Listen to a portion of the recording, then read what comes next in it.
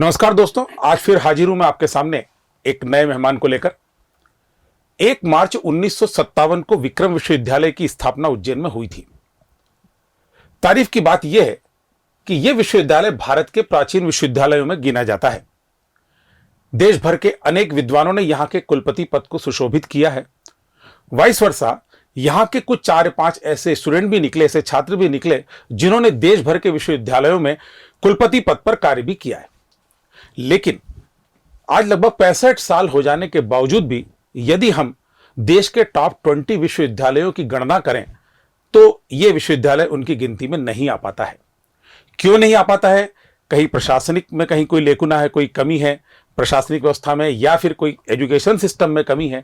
आज इन्हीं सब बातों पर चर्चा करने के लिए हमारे स्टूडियो में मौजूद हैं विक्रम विश्वविद्यालय के कुलपति डॉक्टर अखिलेश कुमार पांडे जी। हम उनका यहां पर बहुत बहुत स्वागत करते हैं। पांडे जी बहुत ही विद्वान हैं और यहाँ लगभग इनको 2 वर्ष 2 महीने आज हो चुके हैं और लगभग 100-150 कोर्स की शुरुआत इन्होंने इस विश्वविद्यालय में करवाई है। डॉक्टर साहब, हम आपसे जानना चाहेंगे कि जब सब कुछ इतना सब कुछ है तो 2015 में जो एक बहुत ही जो ग्रेड थी हमारी, वो ए ग्रेड थी। आज की तारीख में सबसे ज्वलंत प्रश्न है ये। 2015 तक तो इतने कोर्सेज भी नहीं थे, इतना सब कुछ नहीं था। आपने भी आने के बाद अभी इतनी मेहनत की है, फिर ये ग्रेड क्यों डाउन हुई है? बी डबल प्लस में कैसे पहुंचा? नमस्कार। मैं इसमें अभी आपने बोला कि ये प्राचीनतम विश्वविद्यालय है। इसमें कोई शक नहीं कि यह विश्वविद्यालय भारतवर्ष का बहुत पुराना विश्वविद्यालय है और ये उज्जैन जो है शिक्षा का बहुत पुराना केंद्र रहा है जी। विक्रम विश्वविद्यालय की स्थापना से यहाँ पे इंफ्रास्ट्रक्चर बहुत डेवलप हुआ है, लेकिन उज्जैन शहर जो है थोड़ा इंदौर से थोड़ा डिफरेंट है जी। इंदौर में थोड़ा प्रोफेशनल ऐसे कोर्सेज बहुत सारे लाए गए, जिसके कारण उज्जैन को काफी एक ग्रोथ मिली है जी। विक्रम विश्वविद्यालय कहीं ना कहीं कोर्सेज लाने में थोड़ा सा उतना आगे नहीं रहा है, जिसके कारण कि हम लगातार पिछड़ते चले गए।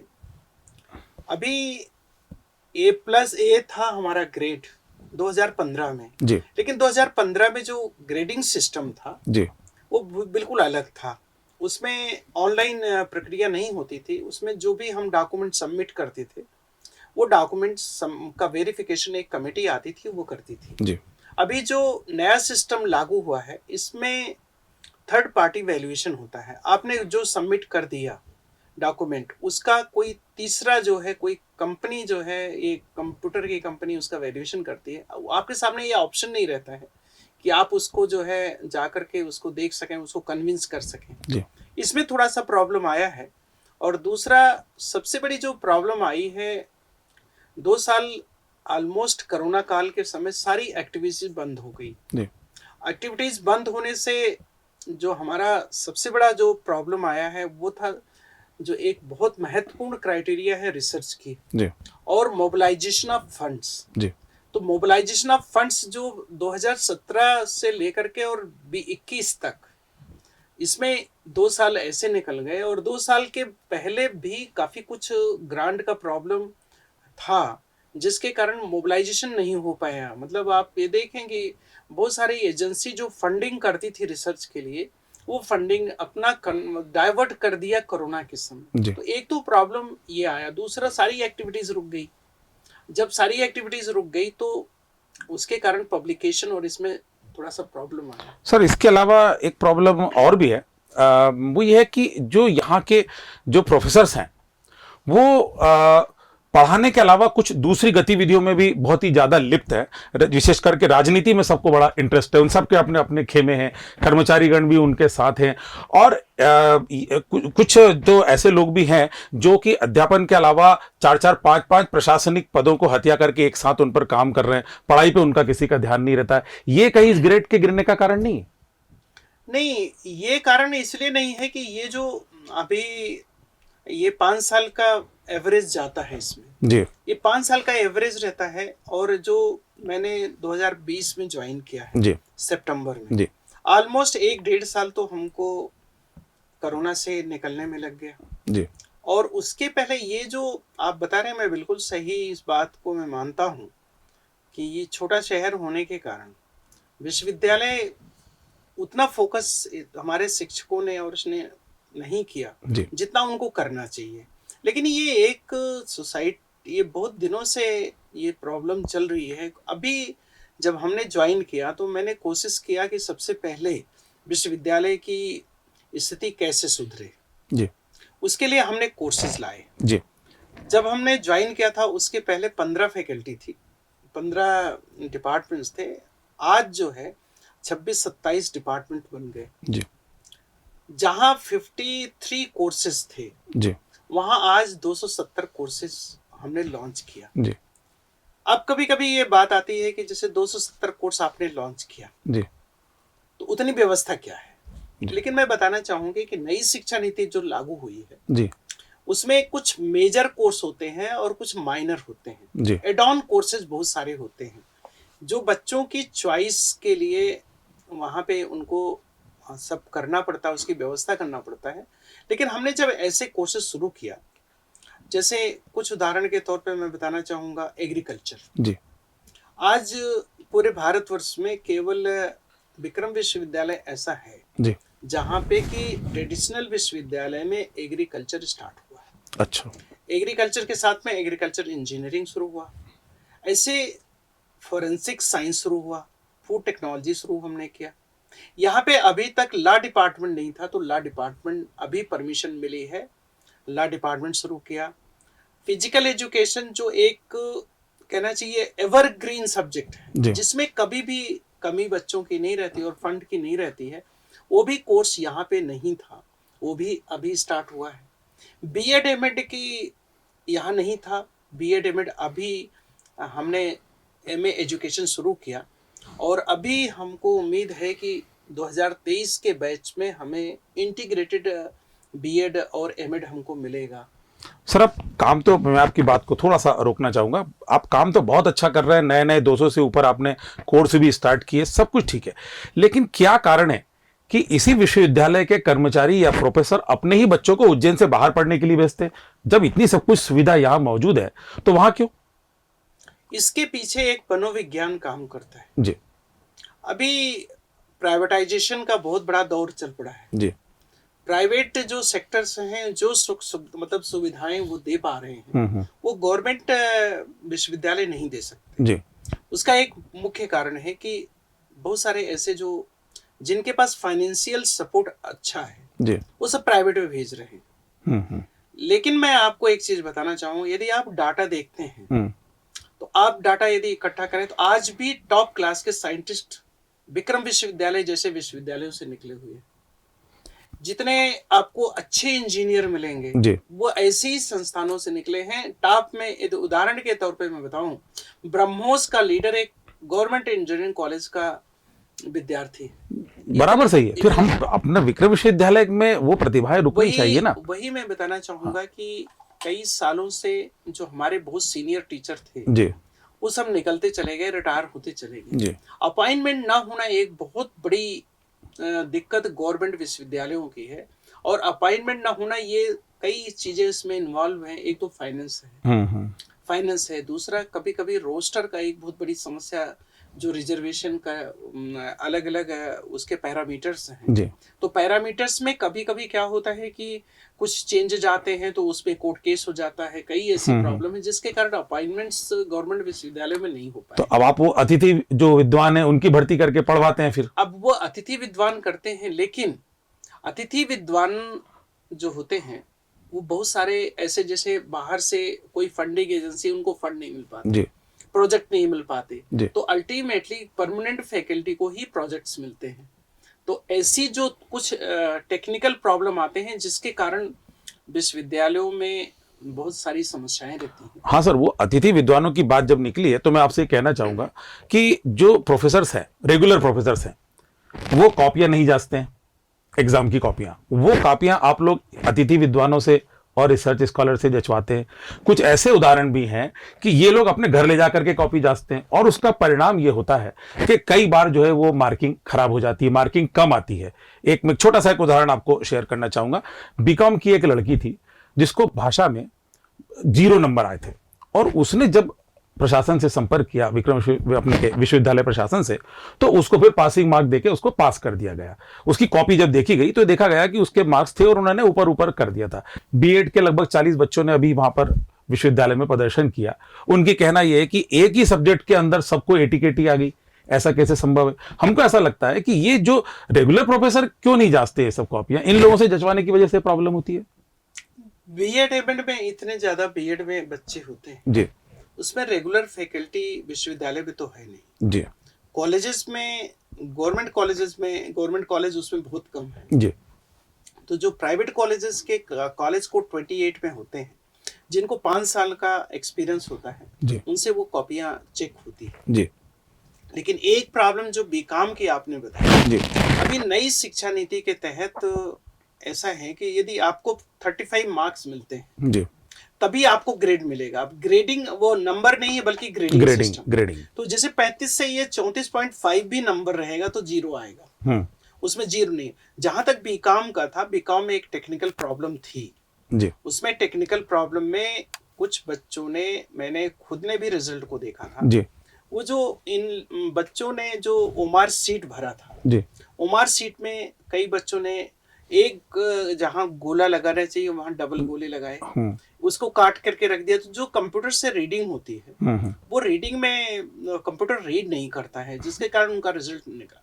फिर उसको थोड़ा सा जब हम लोगों ने देखा कि रिजल्ट बहुत खराब आ रहा है तो उसको उनके कॉपियां देखी गई, तो थोड़ा सा कुछ ऐसे डिसीजन लिए गए कि भाई जो जैसे सही है, निकाल ये तो उनको सही है, भले ही उन्होंने पहला जो गलत काटा है तो इसको कुछ इस तरीके से करके मैक्सिमम बच्चों को जिनको जो उन्होंने पहला गोला काट दिया था फिर धीरे धीरे उसको किया, तो हम लोगों ने उनको कुछ इस तरह पुनर्मूल्यांकन मतलब जैसे अलग से उसको चेक करवा करके इस तरीके से भी किया कि जहां गलती थी, कुछ टेक्निकल प्रॉब्लम थे, उसको जैसे रोल नंबर गलत है तो रोल नंबर को चेक करा के उन बच्चों को उनका नंबर कहीं और चढ़ा है, रोल नंबर गलत है तो नंबर कहीं और चढ़े हैं। तो ये सब जो प्रक्रिया से रिजल्ट को मॉडिफाई किया बीकॉम में। जहां तक बीएड की बात है, अभी हमारे पास बच्चे आए थे, फेल नहीं है, उनकी एटीकेटी आई। हाँ, एटीकेटी। तो उसमें उन्होंने, देखिए हमको एक बेसिक प्रॉब्लम है कि बच्चे 3 साल से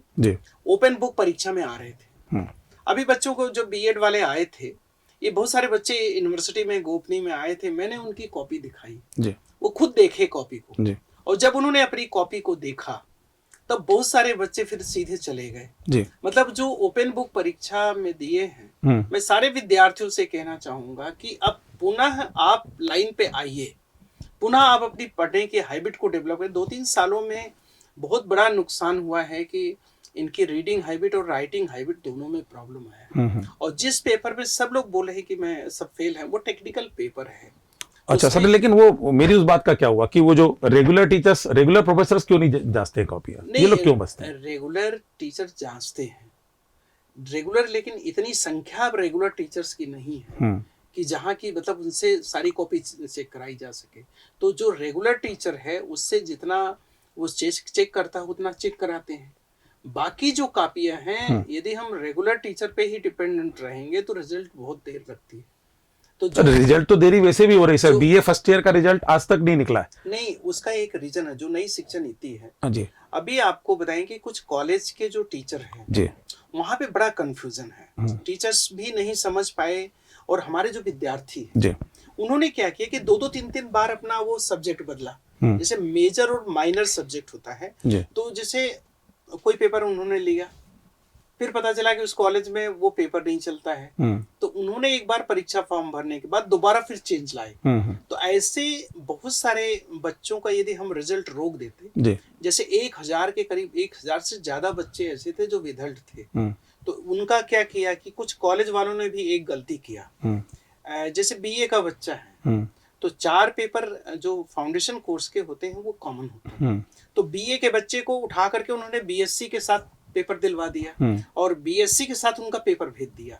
उनके जो रिजल्ट शीट भेजना था वो अलग अलग भेजना था, तो उसको उन्होंने एक साथ भेज दिया, जिसके कारण कि बीए में इतनी ज्यादा क्वेरीज आ गई कि विधल्ट हो जाता है। यदि हम डिक्लेयर कर देते तो बहुत रिजल्ट बहुत बच्चों जो है विधल्ड हो जाता। तो ये सारी क्वेरीज को कहीं बीकॉम से ढूंढ रहे हैं, कहीं बी, अभी उसके तो लिए बीए फर्स्ट ईयर का रिजल्ट इसीलिए रुका हुआ है क्या आपका? यस, आज तो मुझे उम्मीद है क्योंकि कि नवंबर, हाँ नवंबर आज निकल रहा है। नहीं नहीं, उसमें अभी भी आपको बताएं कुछ बच्चे विधल्ड हैं। हम्म उसमें कॉलेज वालों ने क्या किया है कि नंबर ही उसमें सीसी नंबर होता है, प्रैक्टिकल होता है, जी जी, तो वो सीधे ऑनलाइन अप्लाई करते हैं। अच्छा, वो विश्वविद्यालय को नहीं बताते, वो सीधे एमपी ऑनलाइन को अप्लाई कर देते हैं। जी जब वहां पे रिजल्ट खुलता है, जहां रिजल्ट बनता है, जी, तब विश्वविद्यालय को पता चलता है कि इतने बच्चों का है। तो अभी एक लेटर जारी किया गया है, अगला जो एग्जाम होगा जी, सारे महाविद्यालय जो 188 महाविद्यालय हैं, उसमें वो प्राचार्यों की ट्रेनिंग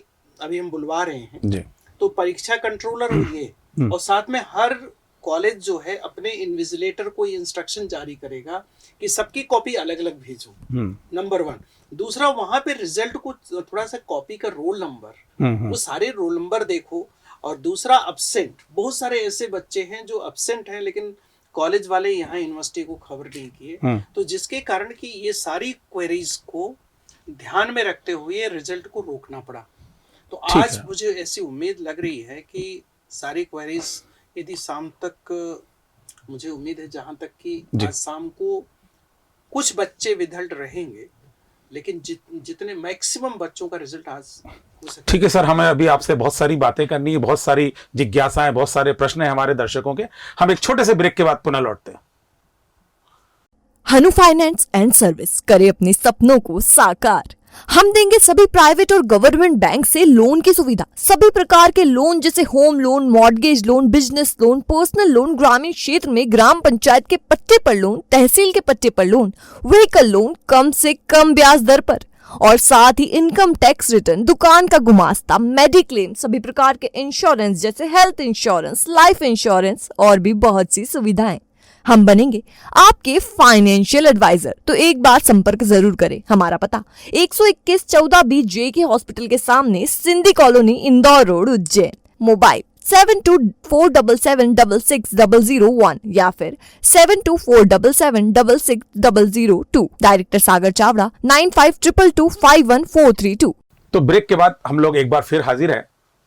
कुलपति पांडे जी से चर्चा चल रही है विश्वविद्यालय के विकास के बारे में। सर, मैं आपसे ये जानना चाहूंगा कि महिलाओं की सुरक्षा के बारे में विश्वविद्यालय में क्या प्रबंध है? अभी महिलाओं से संबंधित कई ऐसे प्रशासन के नियम हैं, जैसे यूजीसी ने बहुत सारी गाइडलाइन दिया है। उस गाइडलाइन के तहत वुमेन सेल और ये सारी चीज़ें, उनको अवेयरनेस, उनको ट्रेनिंग जो है, फिजिकल ट्रेनिंग, सेफ्टी का, ये सारी चीज़ें जो है व्यवस्था विश्वविद्यालय कर रहा है। अच्छा, कंप्लेंट ग्रीवेंस सेल वगैरह सब कुछ है? पूरी जो है ग्रीवेंसेस सेल है, वुमेन सेल है, और वो उस पर पूरी तरीके से काम कर रही है। सर, दूसरा एक असंतोष इस समय जो व्याप्त है वो पेंशनर्स में है कि उनके जो समय पे डीए का और भुगतान और ये ग्रेच्युटी और इन चीजों का काफी लंबे समय से पेंडिंग पड़ा हुआ है, जो अभी मीटिंग में भी आगे पीछे रखाता ही रहता है। तो वो ऐसा लेट क्यों होता है? ये पेंशन का प्रकरण जो है वो शासन लेवल पे लंबित है जी। 6 पे कमीशन का जो इनको मिल रहा है जी। एक्चुअली जो विक्रम विश्वविद्यालय के साथ में एक समस्या है। यहाँ 2 कॉलेज थे, जिसमें माधव साइंस कॉलेज और आर्ट्स कॉलेज, ये दोनों जब शासन को चले गए, लेकिन उनकी जो पेंशन और ग्रेच्युटी का रहा वो विश्वविद्यालय के रहा। विश्वविद्यालय के फाइनेंशियल स्थिति ये नहीं थी कि वो पे कर सके जी। लेकिन अभी विक्रम विश्वविद्यालय ने भी वो जो कंट्रीब्यूशन था सारा पे कर दिया है। अच्छा। और अभी शासन के लेवल पे ये प्रयास चल रहा है जी। कि पेंशन का प्रकरण जो है उनको 7th पे कमीशन भी मिले। हाँ। और उनका प्रकरण, हमारे जो उच्च शिक्षा मंत्री हैं जी, ये लगातार कोऑर्डिनेशन कमेटी में इसका प्रयास कर रहे हैं। और अभी भी 16 तारीख को कोऑर्डिनेशन कमेटी है, उसमें भी ये प्रकरण रखा हुआ है। तो शासन के लेवल पे वो इसको रिप्रेजेंट कर रहे हैं। महामहिम हमारे राज्यपाल महोदय भी इसको देख रहे हैं, और मुझे उम्मीद है कि बहुत जल्दी पेंशन का प्रकरण खत्म हो जाएगा। अच्छा सर, मैं उसी बात पर फिर से आता हूँ, वही पढ़ाई को, विश्वविद्यालय की पढ़ाई के स्तर को लेकर के। यहाँ के प्रोफेसर्स में खेमेबाजी है, कर्मचारियों में खेमेबाजी है, वो कर्मचारी उसका, वो कर्मचारी उसका, इस तरह की तमाम गुटबाजी पूरी बंधी हुई है। इस बीच में अपन एक अच्छी पढ़ाई की कैसे उम्मीद कर सकते हैं? अभी मैं कोशिश कर रहा हूँ कि जितने भी खेमेबाजी और ये सब है, ये तो एक तरीके से सारे विश्वविद्यालयों की समस्या है जी। लेकिन मैं कोशिश कर रहा हूँ कि हर शिक्षक, हर कर्मचारी जी सब मिल करके इस विश्वविद्यालय के विकास में कार्य करें, उसमें कुछ सफलता भी मुझे मिली है। जैसे हमारे कर्मचारी हैं, अभी मैं ये देखा कि कर्मचारियों को जैसे पीएचडी के 6-6 साल के प्रकरण पढ़े हुए थे जी। लेकिन मैंने कर्मचारियों को जब समझाया, उनके कर्मचारी नेताओं को समझाया जी। तो आज की डेट में विक्रम विश्वविद्यालय में पीएचडी मात्र 3 महीने में अवार्ड हो रही है। अच्छा। जैसे किसी ने सबमिट किया तो पहले 6-6 साल अवार्ड नहीं हुई थी। मैं जब पहली साल देखा तो कम से कम 400 पीएचडी हमने अवार्ड कराई। अच्छा। जिसमें से बहुत सारे पीएचडी 3-3, 4-4 और एक 4-5 थी पीएचडी तो ऐसी थी 6 साल से नहीं हुई थी। तो अब हमारा कर्मचारी थोड़ा सा मोबिलाइज हुआ है और वो इस पर बहुत विचार से काम कर रहा है। आप बिल्कुल वाकई बहुत कुछ करना चाहते हैं, लेकिन कुछ उदाहरण कभी कभी हमारे पास कुछ ऐसे वीडियो भी हैं कि कर्मचारी शराब पी करके ड्यूटी पर आते हैं, उससे गलत मैसेज जाता है। शिक्षा का केंद्र है, वो मंदिर है, वहां पर इस तरह से यदि हरकतें होंगी। ये एक समस्या है इस विश्वविद्यालय में मैं देख रहा हूँ जी। यहाँ पे ड्रिंक करने वालों की संख्या बहुत ज्यादा है जी। लेकिन अभी मैंने जो अपने प्रयास किए हैं जी, उसमें मैं नाम नहीं कोट कर सकता, लेकिन ऐसे 4-5 ऐसे कर्मचारी रहे जिनको हमने काउंसलिंग सेंटर पे भेजा। मैं व्यक्तिगत तौर पे उनको लेके गया। अच्छा। तो वो अपना नाम डिस्क्लोज नहीं करना चाहते, लेकिन वहां धीरे धीरे उनकी पीने की हैबिट कम हो रही है, बहुत कम हो गई है। और मुझे उम्मीद है कि यदि वो 4-5 कर्मचारी हमारे ठीक हो गए तो बाकी कर्मचारियों में भी मैं लगातार जो हमारे पी के हमको खबर लगती है कि ये पीता है तो हम पर्सनल लेवल पे उसको कन्विंस कर रहे हैं, बहुत सारी चीजें उनको समझा रहे हैं। तो थोड़ा सा मुझे लगता है कि चेंज आया है हमारे कर्मचारियों में। शिक्षकों को भी कुछ हमारे पास शिकायतें आती थी शिक्षकों को, तो लगातार मैं शिक्षकों के परिवार के पास जाता हूँ, उनके घर में मैं चर्चा करता हूँ। तो मुझे लगता है कि हमको ये जो हैबिट है ये बदलने में थोड़ा सा समय लगेगा, लेकिन बदलाव शुरू हो चुका है। बहुत अच्छी बात है सर। रेगुलर प्रोफेसर्स के बारे में एक बात और भी हम कहना चाहेंगे। अलग अलग जो खेमेबाजी वाली जो बात कही, तो इसमें बंटने के बाद ये बहुत सारी ड्यूटीज से बचते हैं। जैसे अगर हम इलेक्शन ड्यूटी की बात करें तो प्रशासन जो है, विश्वविद्यालय का प्रशासन, इनके नाम जब इलेक्शन ऑफिस से मांगा जाता है नाम, तो ये लोग सब इलेक्शन ड्यूटी से बच जाते हैं। और ये लोग जो है अतिथि वाले स्कॉलर्स हैं, इनको इलेक्शन ड्यूटी में भेज दिया जाता है। इनको पास काम भी नहीं देते, कॉपी ये जांचते नहीं, तो फिर करते क्या है आखिर? इतना बड़ा खर्चा क्यों? गवर्नमेंट विश्वविद्यालयों पे जी एक बार नियुक्ति हो गई, मैं बिल्कुल आपको इससे मैं आपसे सहमत हूं। और हम लगातार मीटिंग में अलग अलग मीटिंग लेकर के जी कार्य संस्कृति के बारे में लगातार मैं इन लोगों से चर्चा कर रहा हूँ जी। और इस पर हम काउंसलिंग भी स्टार्ट कर रहे हैं कि लोगों को ये बताया जाए कि आपका कार्य संस्कृति क्या है। कार्य संस्कृति के कारण ना हो गवर्नमेंट विश्वविद्यालय ही नहीं बल्कि गवर्नमेंट संस्थानों को बहुत नुकसान हो रहा है। बहुत जरूरी है सर। आपके यहाँ कुछ प्रोफेसर तो ऐसे, हम उनका नाम नहीं लेंगे आपके सामने, वो अपने आप को किसी कुलपति से कम नहीं समझते, वो सिर्फ अपना बायोडेटा पूरा करते हैं। इस उदाहरण के लिए मैं आपको बताता हूं, जैसे आपके यहाँ बहुत सारी पीठ है। एक बार एक प्रोग्राम में हम लोग प्रेस क्लब के प्रोग्राम में थे और आपने कहा था कि प्रेमचंद सृजन पीठ के सामने से मैं निकला तो वहां पे ताला लगा हुआ था, तो मैं मालूम कराऊंगा क्या है। तो इस तरह की प्रेमचंद सृजन पीठ है, गांधी पीठ है, डॉक्टर अंबेडकर का पीठ है, गुरु नानक पीठ है, इस तरह की 15-20 पीठ विश्वविद्यालय में कार्यरत हैं। लेकिन सब या तो सब पे ताले लगे हुए हैं, या 3-4 महीने में 4 लोग बैठ के एक सेमिनार कुछ आयोजित कर देते हैं, फेक कॉन्फ्रेंस कर लेते हैं, उसको अंतर्राष्ट्रीय सेमिनार का नाम दे देते हैं और वो हल्ला गुल्ला हो जाता है। अपना बायोडेटा वो लोग भारी कर लेते हैं और चाहते हैं कि हम लोग कुलपति की तरफ आगे बढ़े। नहीं, इसमें मैं आपको एक चीज बताना चाहूंगा, अंबेडकर पीठ तो बहुत एक्टिव है जी। अंबेडकर पीठ में लगातार काम हो रहा है, ठीक है। बाकी पीठ अभी मुंशी प्रेमचंद की पीठ वो शासन की है हाँ। और उसमें अभी एक मैडम को मिसेस दवे को पोस्ट किया है जी। तो उनसे मिलकर के उस पे हमारा केवल कोलैबोरेशन हाँ, इस तरह की और भी कई पीठ है। लेकिन बाकी जो पीठ है हाँ। मैंने जो पीठ के इंचार्ज हैं हाँ। उनको बिल्कुल क्लियर कट ये इंस्ट्रक्शन जारी किया है जी। या तो साल भर आप उसकी एक्टिविटीज और हमको बताइए, अदरवाइज हम वो पीठ बंद कर देंगे। तो अभी जैसे गुरु नानक पीठ है हाँ। उनके इंचार्ज को मैंने बता दिया है, यदि आप गुरु नानक पीठ से वहाँ गुरु नानक हमारे जो उनसे संबंधित काम होना चाहिए कम्युनिटी है, आप उनको ले आइए, उनसे बैठक, मैं लगातार उनसे बैठक अब कर रहा हूँ। कुछ हमारा सिख समाज आया है कि हम गुरु नानक पीठ, मतलब उसको बनाने का मकसद ही यही था कि उस सिख समाज को जोड़ना हाँ। गांधीयन पीठ है, उसका भी यही मकसद था, लेकिन आप सही कह रहे हैं, वो धीरे धीरे बहुत इनएक्टिव हो गई थी। सर या तो इन सबको बंद कर दीजिए या तो ये लोग एक्टिव हो। मैं आपको ये बता दूं कि मैं या तो ये लोग सब एक्टिव होंगे, नहीं तो हम अपनी यूनिवर्सिटी से ये बिल्कुल बंद कर देंगे। बिल्कुल, लेकिन इसका रिजल्ट आपको 2 महीने बाद में आपको बता सकता हूं। बिल्कुल, बहुत अच्छी बात है सर। एक चीज पर हम और आपसे बात करना चाहेंगे कि विश्वविद्यालय प्रशासन ने कुछ पुलिस कर्मियों को भी क्वार्टर्स अलॉट कर रखे, ये तो कहीं नियम में है नहीं, तो फिर उनको क्यों दिए गए? देखिए मैं और दूसरी एक इसके बैक टू बैक एक क्वेश्चन एक इसी से रिलेटेड एक और है कि प्रोफेसर और कर्मचारी जिनके खुद के मकान उज्जैन में हैं उनके नाम से उन लोगों को क्वार्टर अलॉट नहीं हो सकता, तो ये लोग क्या कर रहे हैं कि आपके यहां से अलॉट करवा रखें और उन मकानों को किराए पे दे रखें। तो ये दो चीजों के ऊपर आप थोड़ा सा बात करें। मैं एक तो आपसे बताऊं कि जितने ये क्वार्टर्स वगैरह अलॉट हुए हैं जी, ये बहुत पुराने हैं जी, और लगातार महामहिम के यहाँ ये बात हो रही है कि इनको खाली कराया जाए जी, और लगातार इनको नोटिस मिल रहे हैं। जी, धीरे धीरे अभी कुछ क्वार्टर्स खाली भी हो गए जी, और बाकी क्वार्टर्स को प्रशासन की मदद से, जी, जैसे पुलिस प्रशासन के पास है जी, तो पुलिस प्रशासन से बात की जा रही है। आईजी के पास हम लेटर लिख रहे हैं, आईजी साहब से और डीजीपी साहब वगैरह इन लोगों से लगातार हमारी बात हो रही है।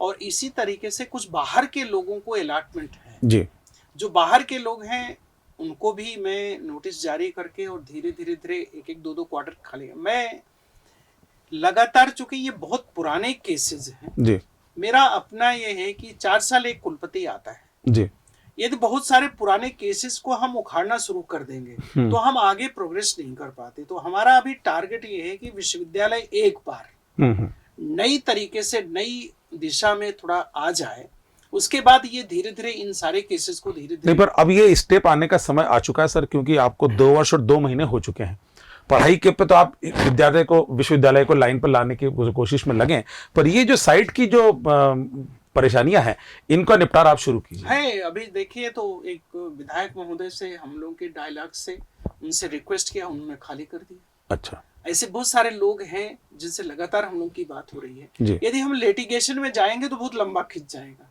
मेरा अपना सोचना है कि पहले हम उनसे बातचीत करके यदि वो खाली हो जाते हैं तो बहुत अच्छा है। यदि हम लिटिगेशन में जाएंगे या मतलब दूसरे तरीके से जाएंगे तो उसमें बहुत समय लग जाएगा, इसलिए लगातार कोशिश है कि हम उनको खाली करवाएं। अच्छा सर, विश्वविद्यालय में कर्मचारियों की तो देखिए फौज है, सभी का सब कुछ है, बहुत सारे लोग हैं, फिर आउटसोर्सिंग की आवश्यकता क्यों पड़ रही है?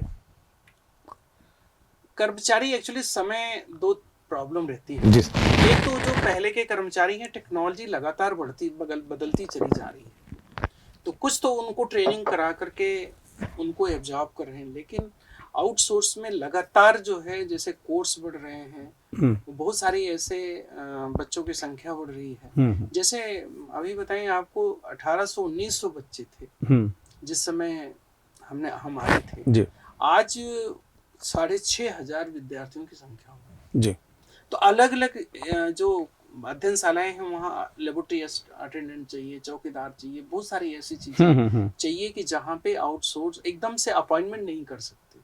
हाँ, आउटसोर्सिंग आप नहीं कर सकते, अपॉइंटमेंट नहीं करने से जो आउटसोर्स रखना पड़ता है कि उनको मतलब तत्कालिक तौर पे, और वो हमारे एम्प्लॉय नहीं होते, एजेंसी को ठेका देते एजेंसी अपना करती है।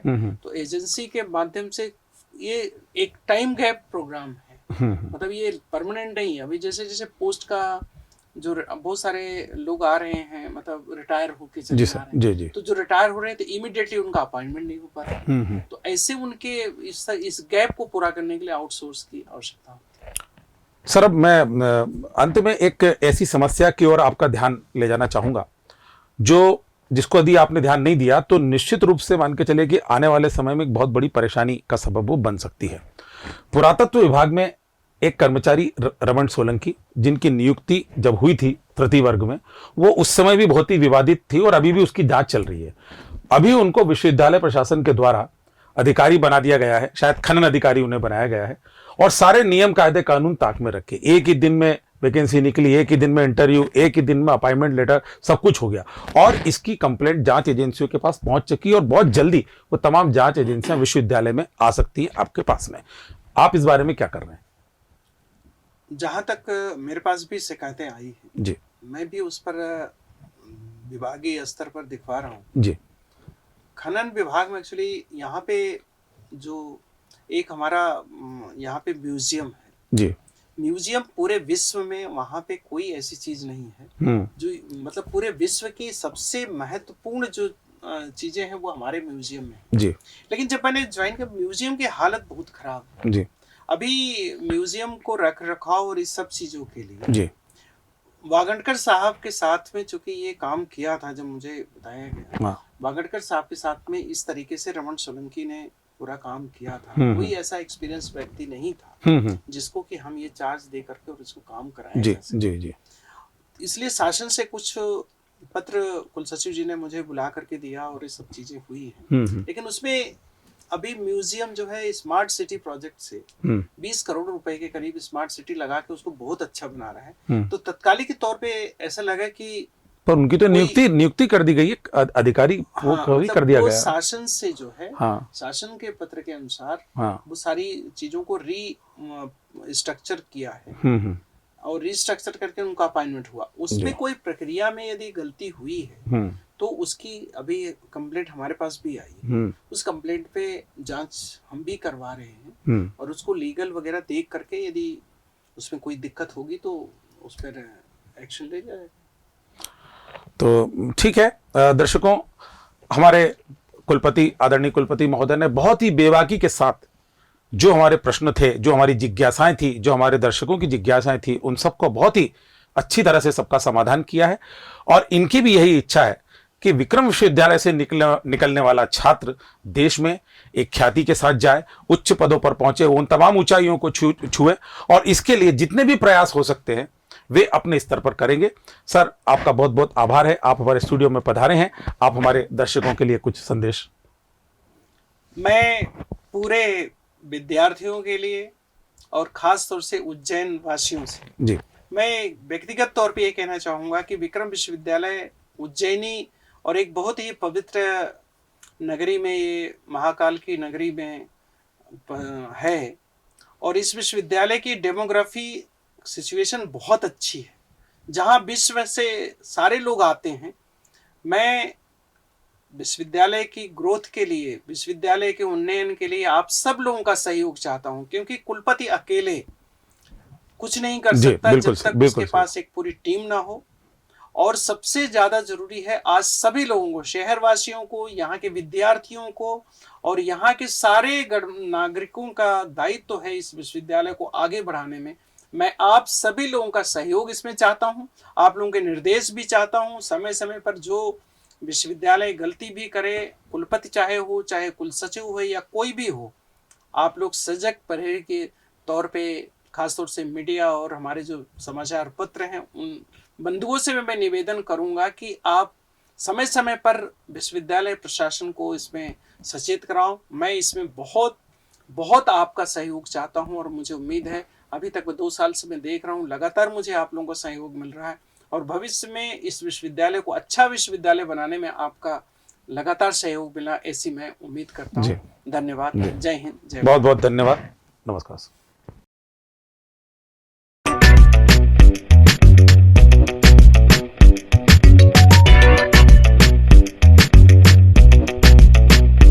पाकीज़ा, आपका हर हुक्म सर आंखों पर। तो मनाए इस त्योहार की खुशियां हमारे साथ नए स्वरूप में। मेंस, वुमेन्स, किड्स के लिए मौजूद है ट्रेडिशनल और वेस्टर्न कपड़ों की विशाल श्रृंखला। Footwear, watches, accessories, dress material, economy से लेकर प्रीमियम हर ब्रांड है यहाँ। और हाँ, घर में यदि बजने वाली हो शहनाई तो जरूर देखे पाकीज़ा के स्पेशल दुल्हन के लहंगा चुन्नी और इवनिंग गाउन, दूल्हे के कोट, सूट, जोधपुरी, नवाबी और भी बहुत कुछ। खरीदारी के साथ लाभ ले हमारी फ्री सर्विसेज का। पुलिस परिवारों को मिलेगा विशेष छूट लाभ। पुलिस वर्दी मात्र 469 रूपए में। तो एक बार सेवा का मौका जरूर दे। हमारा पता पाकीज़ा 41 वराह मीर मार्ग, फ्रीगंज, उज्जैन।